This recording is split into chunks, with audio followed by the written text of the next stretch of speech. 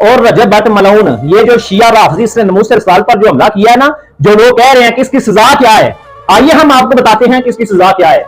जब खलीफा हारून रशीद ने इमाम मालिक से पूछा कि ऐ इमाम मालिक, अगर कोई बंदा रसूल अल्लाह की गुस्ताखी करे तो उम्मत को क्या करना चाहिए, तो इमाम मालिक का फतवा सुनो। इमाम मालिक ने कहा फिर पूरी उम्मत को मिलकर उस बंदे को कत्ल कर देना चाहिए। खलीफा हारून रशीद ने कहा कि इमाम मालिक, अगर उम्मत उस बंदे गुस्ताखे रसूल को कत्ल ना कर सके तो सुनो इमाम मालिक ने क्या कहा। इमाम मालिक ने फरमाया फिर पूरी उम्मत को मर जाना चाहिए कि रसूल अल्लाह का गुस्ताख जिंदा रह जाए और वो कुछ ना कर सके। फिर खलीफा हारून रशीद ने पूछा कि ऐ इमाम मालिक, कौन सी बातें रसूल अल्लाह की गुस्ताखी के जुमरे में आती हैं, तो इमाम मालिक ने कहा अगर कोई बंदा तंजन ये कह देना कि रसूल अल्लाह फटे पुराने मैले चले कपड़े पहनते थे तो उसने भी गुस्ताखी की, वो भी वाजिबुल कत्ल है। मन सब्बा नबियन फक्तुलू के तहत उसको भी कत्ल कर दिया जाए।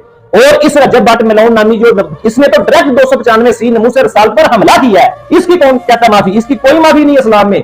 इस्लाम में याद रखें मुल्ज़म की माफी है, मुजरम की माफी नहीं, गद्दार की माफी नहीं है। नमूस रिसालत के फतह मक्का पर सबको माफ कर दिया, लेकिन जिनको माफ नहीं ना किया, जिनमें 4 मर्द और 2 औरतें थीं, उनके बारे में फतवा रसूल अल्लाह ने जारी किया कि काबा के गिलाफ से लटके भी पाए तो उनको कत्ल कर दो। क्यों कत्ल कर दो? क्योंकि वो रसूल अल्लाह सल्लल्लाहु अलैहि वसल्लम की नमूस के डाकू थे, तो नमूस रिसालत के गुस्ताख थे, इसलिए नमूस रिसालत के गद्दार की कोई माफी नहीं है, चाहे वो खाना काबा चला जाए। ये अगर खाना काबा जाकर माफी मांग रहा है तो रसूल अल्लाह का फतवा भी तो हमारे सामने है ना।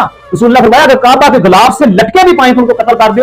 ये इनकी रीत पुरानी है, नमूस रिसालत पर हमला करते हैं फिर पनाह लेने के लिए खाना काबा चला जाते हैं। लेकिन इस्लाम हमारे पास है, दीन हमारे पास है, रसूल अल्लाह की हदीस हमारे पास है। तो उस वक्त भी जो खाना काबा में गए उनके बारे में फतवा जारी हुआ कि काबा से गिलाफ से लटके भी पाए तो उनको कत्ल कर दिया।